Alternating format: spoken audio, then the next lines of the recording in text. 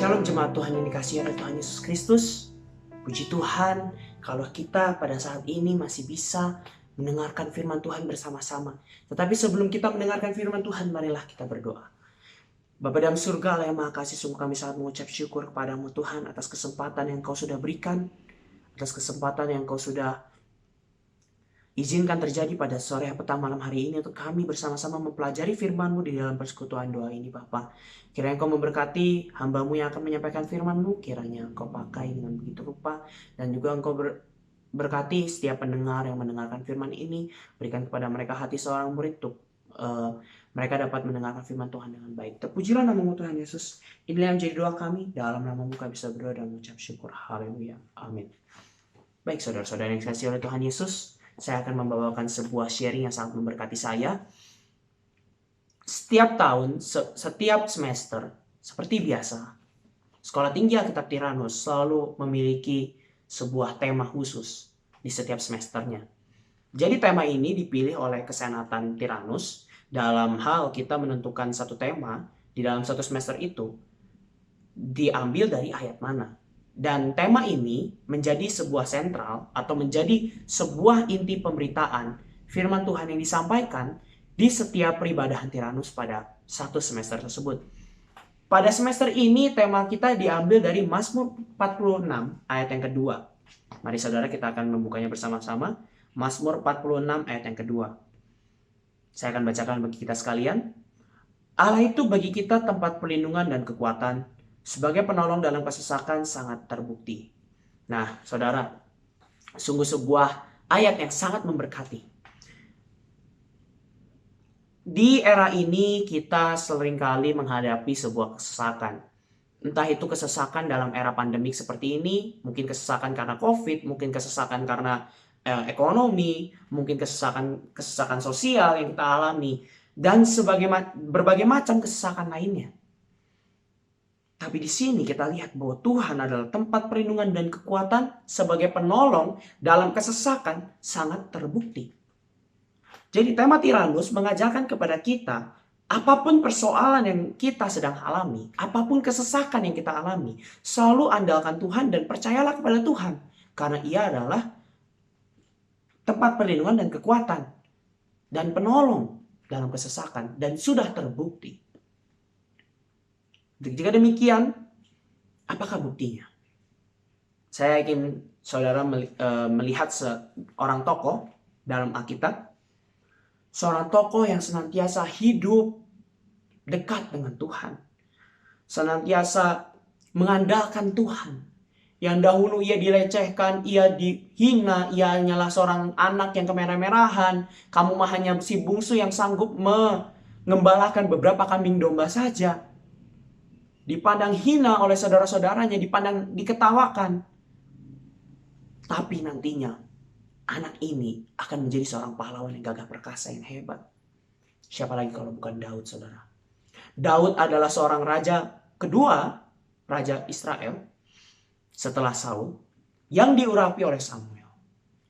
Seluruh saudara-saudaranya bertubuh gagah perkasa, sementara Daud ini kemerah-merahan. Ia diurapi karena ia dekat dengan Tuhan, ia menjalin relasi dengan Tuhan. Pada waktu itu Israel sedang takut dan gentar menghadapi raksasa Goliat. Daud dengan berani maju, saya datang mendatangi engkau dengan nama Tuhan.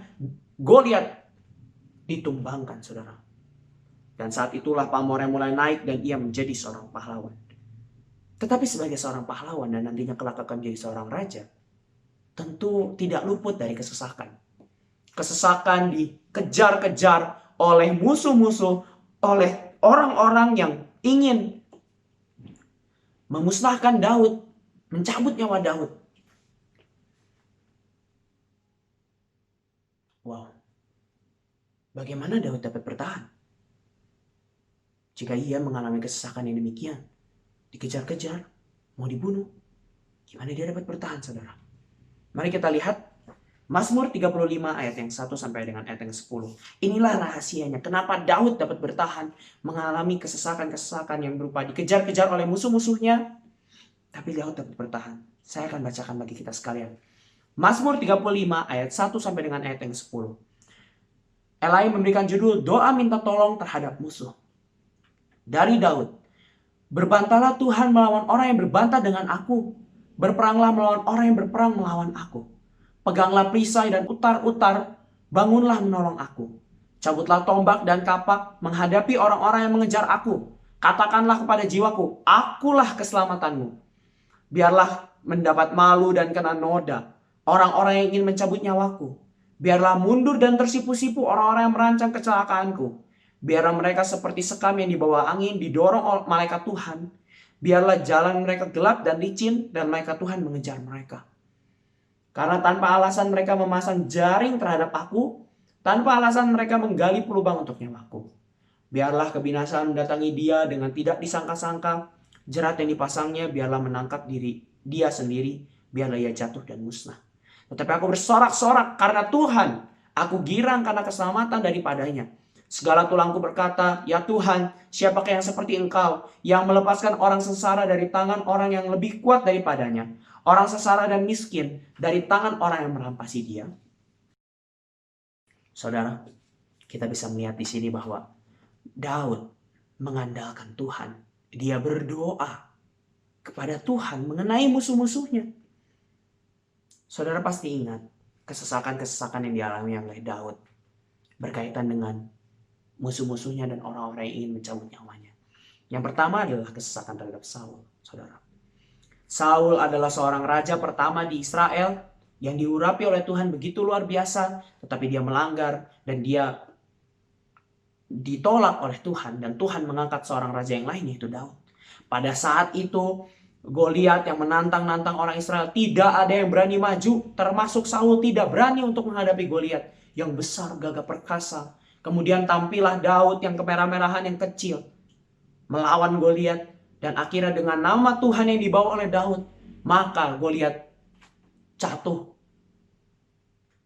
dan mati di tangan Daud.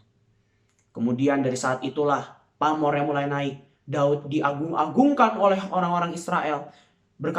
Orang-orang Israel berkata bahwa Saul mengalahkan beribu-ribu musuh, tapi Daud berlaksa-laksa. Seorang pahlawan yang gagah perkasa, yang kuat, diangkat pamornya oleh orang-orang Israel, dan oleh Tuhan dia disertai.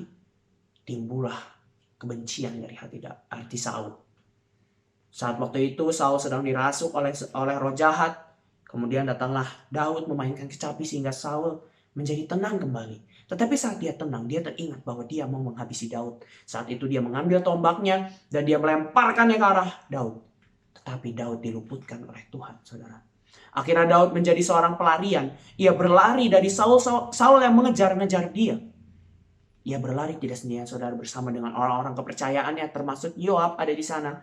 Kemudian ia bersembunyi di dalam gua-gua di padang pasir. Coba betapa kita bisa bayangkan kesesakan yang Daud alami. Perasaan dikejar-kejar, perasaan takut, perasaan deg-degan itu, saudara. Seperti dikejar-kejar, saudara. Begitu takutnya dan pastinya merasakan sebuah kesesakan, capek berlari. Kemudian pada waktu dia menjadi raja, ada lagi peristiwa yang lain, saudara. Peristiwa kudeta yang dilakukan oleh Absalom. Yang seperti yang kita sudah dengar di pesan singkat kemarin, bahwa Absalom mengejar-ngejar Daud dan mau mengkudetanya. Tapi rencana itu digagalkan oleh Tuhan. Saudara, ada hal-hal yang bisa kita pelajari dari Daud. Salah satunya, selain Daud berdoa kepada Tuhan mengenai kesesakannya, kita lihat Daud mengingat Tuhan. Daud berdoa kepada Tuhan. Dan Daud tunduk kepada otoritas Tuhan. Saat Saul mengejar-ngejar Daud, Daud memiliki kesempatan untuk membunuh Saul 2 kali, saudara. 2 kali Daud bisa membunuh Saul. Tetapi lihat, Daud tidak membunuhnya. Dia selalu berkata kayak, sekaranglah Tuhan, bunuhlah Saul. Daud berkata, tidak. Bahkan saya tidak layak untuk menyentuh orang yang diurapi. Seorang yang diurapi. Lihat bagaimana Daud tunduk kepada otoritas Tuhan yang mengurapi. Tuhan yang mengangkat Saul untuk menjadi raja. Daud tidak mau melangkahi itu. Daud tidak mau melangkahi otoritas Tuhan untuk membalas perbuatan jahat seseorang. Mari kita merenung sejenak, saudara, mengenai hal ini. Daud, yang sebenarnya dia adalah seorang korban.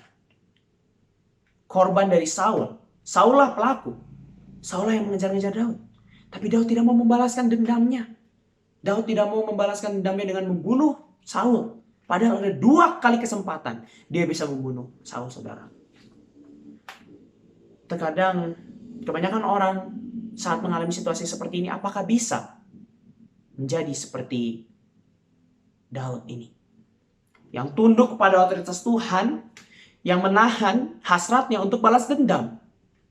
Terkadang suka muncul hasrat dari dalam diri kita kalau misalnya kita mengalami suatu hal, misalnya kita dijahati orang, atau mungkin kita dicurangi oleh seseorang, atau mungkin kita dipukul oleh seseorang. Suka timbul hasrat dari kita untuk kita balas memukul lagi, untuk kita membalas langsung pada saat itu.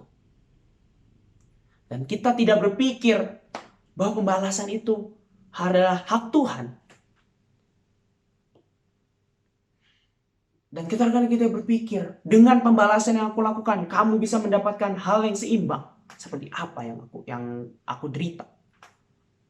Wow. Bukankah Tuhan Yesus mengajarkan kepada kita, saudara? Jika ada seorang yang menampar pipi kananmu, berikanlah juga kepadanya pipi kirimu. Loh, gak mau dong? Rugi banget.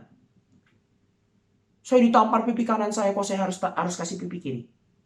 Rugi dong. Yang ada juga waktu saudara saya menampar pipi kanan saya juga menampar balik pipi kanan saudara saya. Biar dia merasakan, tuh sakitnya seperti itu. Atau bahkan kita juga memiliki hasrat yang lebih parah lagi. Terkadang ada beberapa orang yang berkata bahwa dia harus lebih menderita daripada saya. Kemudian dia tampar 2 kali.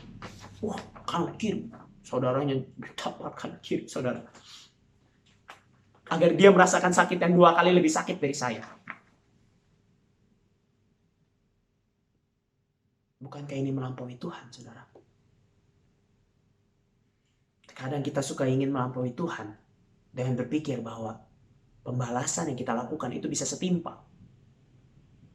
Manusia kadang berpikir karena dirinya disakiti, maka harusnya kita membalas sehingga orang tersebut merasakan sakit yang sama. Tapi mari kita belajar seperti Daud, saudara. Di mana saat dirinya mengalami kesesakan. Dalam hal ini adalah kesesakan sosial, saudara. Karena kalau misalnya saya berpikir, kesesakan sosial itu seperti saudara memiliki kepercayaan kepada seorang dan teman saudara itu mengecewakan saudara. Atau mungkin saat saudara dipukul oleh seorang yang saudara sangat kasihi, kemudian saudara berhasrat memukul balik, membalas dendam itu hasrat daripada kesesakan yang saudara alami. Itu seperti semacam self defense, saudara, semacam bela diri saudara gitu, untuk lepas daripada kesesakan hati saudara. Karena saat saudara ditampar oleh teman saudara yang sangat saudara kasihi, pasti merasa sakit hati sekali. Dijahati oleh sahabat saudara, pasti sakit hati. Rasanya sesak. Nah, itulah kesesakan sosial, saudara. Tapi mari kita belajar seperti Daud, di mana saat dirinya mengalami kesesakan. Dalam hal ini Daud mengalami kesesakan yang disebabkan oleh musuh-musuhnya. Tapi lihat apa yang dilakukan Daud. Ia curhat kepada Tuhan. Ia berdoa kepada Tuhan. Perhatikan, saudara. Berbantahlah Tuhan melawan orang yang berbantah dengan aku. Berperanglah melawan orang yang berperang melawan aku. Peganglah perisai dan utar-utar. Bangunlah menolong aku, Tuhan. Cabutlah tombak dan kapak menghadapi orang-orang yang mengejar aku. Katakanlah pada jiwaku, akulah keselamatanmu. Tuhanlah keselamatan kita, saudara. Biarlah mendapat malu dan kena noda orang-orang yang ingin mencabut nyawaku. Biarlah mundur dan kesipu-sipu orang-orang yang merancang kecelakaanku. Biarlah mereka seperti sekam di bawah angin, didorong oleh malaikat Tuhan. Biarlah jalan mereka gelap dan licin dan malaikat Tuhan mengejar-ngejar mereka. Tidak ada sama sekali campur tangan Daud, saudara. Daud secara total curhat kepada Tuhan, meminta pembalasan yang datang daripada Tuhan. Ilustrasinya seperti ini, saudara. Seorang anak pergi ke sekolah. Kemudian di sekolah ternyata anak ini mengalami pembulian. Dipukul, dihina, dilecehkan, diejek. direndahkan. Saat anak ini pulang ke rumah dengan menangis, ia curhat kepada orang tuanya. Orang tuanya melihat dia menangis dan berkata, "Nak, ada apa nak? Cerita sama papa, cerita sama mama." "Papa, mama, tadi adik begini di sekolah." "Oh, begitu." Responnya bisa berbeda-beda, saudara. Ada orang tua yang langsung datang ke sekolah, "Siapa yang nyakitin anak saya? Anak saya nangis-nangis di rumah." Ke wali kelas, "Bu, anak saya disakiti." Dipanggil orang tuanya yang menyakiti anaknya. Jadi kedua orang tua itu saling rekonsiliasi, akhirnya masalahnya beres. Bisa responnya seperti itu. Atau mungkin ada respon yang lain seperti, "Nah, kalau besok-besok adik mendapatkan pembulian lagi, adik bilang sama mereka. Adik harus tegas. Bilang, gue dilahirkan ke dunia ini bukan untuk dibully sama kalian-kalian. Bilang kalau adik gak suka. Tegas deh. Atau adik lapor ke bu guru. Bu, tolong kelompokan anak ini mengganggu saya." Lapor. Ada yang berkata seperti itu, saudara. Ada yang berkata bahwa, "Tenang nak, sabar nak. Coba adik jauhi teman adik itu dan carilah teman baru." Ada yang ngomong seperti itu, saudara. Responnya bisa berbeda-beda. Respon orang tua terhadap cerita kita itu bisa berbeda-beda. Sama halnya seperti respon kita kepada Tuhan. Respon Tuhan kepada kita, saudara. Maaf. Respon Tuhan kepada kita saat kita curhat kepada Tuhan. Kemudian ternyata jawaban Tuhan atau apa yang Tuhan ilhamkan dalam hati kita itu tidak sesuai dengan pikiran kita. Jangan melawan. Itulah yang terbaik. Ingatlah bahwa Tuhan adalah penolong, benteng hidup. Tuhan adalah benteng hidup, penolong yang sangat terbukti. Tempat perlindungan dan kekuatan. Ingat bahwa apa yang dijawab oleh Tuhan itu adalah yang terbaik. Seringkali, saudara, kita bertanya, apakah kita boleh mengadu kepada Tuhan? Meminta balasan kepada Tuhan? Oh, tentu boleh. Kita lihat apa yang Daud lakukan. Daud meminta Tuhan. Di ayat yang kelima, biarlah mereka seperti sekam di bawah angin, didorong malaikat Tuhan. Dia meminta pembalasan. Kenapa dia meminta pembalasan? Karena tanpa alasan mereka memasang jaring terhadap aku. Tanpa alasan mereka menggali pelubang untuk nyawaku. Biarlah kebinasaan mendatangi dia dengan tidak disangka-sangka. Jerat yang dipasangnya biarlah menangkap dia sendiri. Biarlah ia jatuh dan musnah. Wow, sungguh sebuah doa yang sangat powerful. Sungguh sebuah doa yang seolah-olah penuh dengan vengeance atau penuh dengan pembalasan dendam. Bukan begitu, saudara. Daud berani bercerita seperti ini, berani mengadu kepada Tuhan karena Daud tahu bahwa Tuhanlah tempat perlindungan dan kekuatan. Jadi kalau saudara meminta pembalasan daripada Tuhan, janganlah menuntut apa yang saudara mau. Misalnya kita berdoa, "Ya Tuhan, tolonglah, dia ini jahat banget sama aku." Terus Tuhan membalas, "Apa? Rupanya dia yang membuat masalah. Wah, maka turunlah api dari langit." Jangan berharap seperti itu, saudara. Jangan berharap seperti itu, saudara. Kita boleh meminta pembalasan kepada Tuhan. Kita boleh curhat cerita apa saja melalui doa kita kepada Tuhan. Tuhan, tolonglah orang ini terus mengganggu, Tuhan. Tolonglah orang ini menipu saya, Tuhan. Tolong orang ini berbuat jahat terhadap saya, Tuhan. Tolong. Tapi ingat satu hal, saudara. Saat saudara berdoa, saat saudara curhat, ingatlah, biarlah kehendak Tuhan yang jadi, bukan kehendak kami, Tuhan. Bukan kehendak kami. Seperti Tuhan Yesus berdoa di Taman Getsemani, biarlah kehendak-Mu yang jadi, bukan kehendakku. Dengan begitu, kita tidak akan menuntut yang aneh-aneh. Kita tidak akan menuntut pembalasan yang kita pikirkan. Kita memikirkan pembalasannya adalah, oh harus begini. Padahal belum tentu. Mungkin Tuhan memiliki jawaban yang lain, saudara.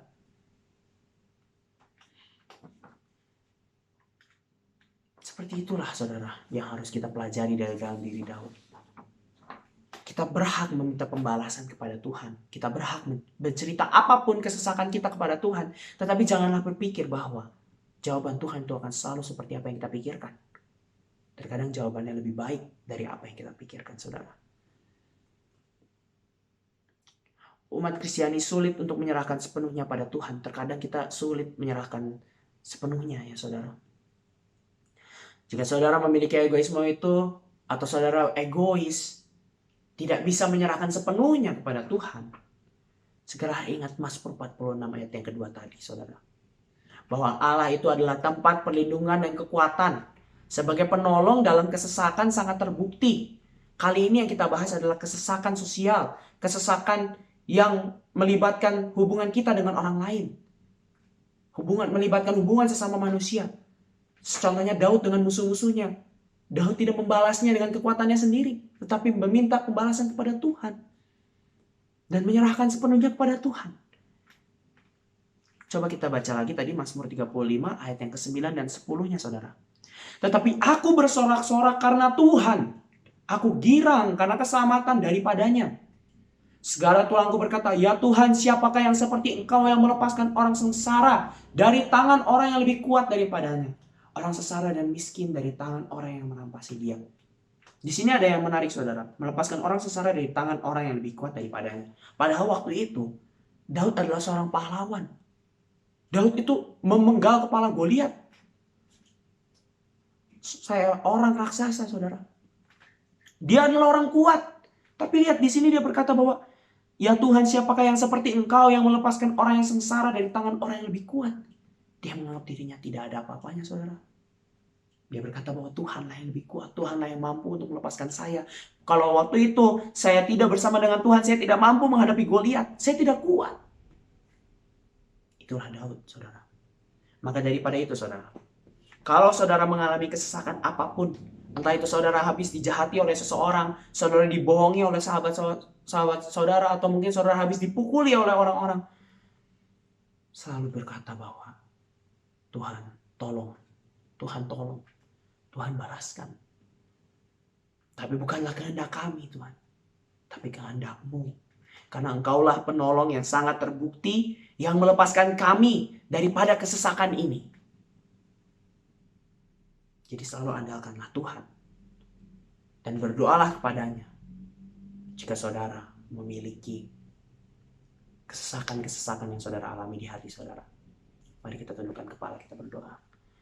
Bapa dalam surga Allah yang Maha Kasih, sungguh kami sangat mengucap syukur Bapa. Atas firman Tuhan yang kami bisa dengarkan pada sore petang malam hari ini Bapa. Di mana kami berdoa untuk orang-orang yang mungkin sedang menyakiti hati kami. Berdoa untuk orang-orang yang mungkin mengecewakan kami. Melecehkan kami, memukul kami. Kami berdoa untuk mereka Tuhan. Kiranya Tuhan Kau yang melepaskan kami Tuhan daripada yang jahat. Tapi biarlah Tuhan, kehendak-Mu yang jadi bukan kehendak kami. Tuhan berkata pembalasan adalah hakku. Maka kami percaya bahwa pembalasan adalah hak Tuhan. Dan kami sebagai umat-umat-Mu yang terus-menerus berharap kepadamu, hanyalah bisa berdoa kepadamu Tuhan. Dan percaya bahwa Engkaulah penolong kami yang sangat terbukti, yang dapat melepaskan kami dari yang jahat.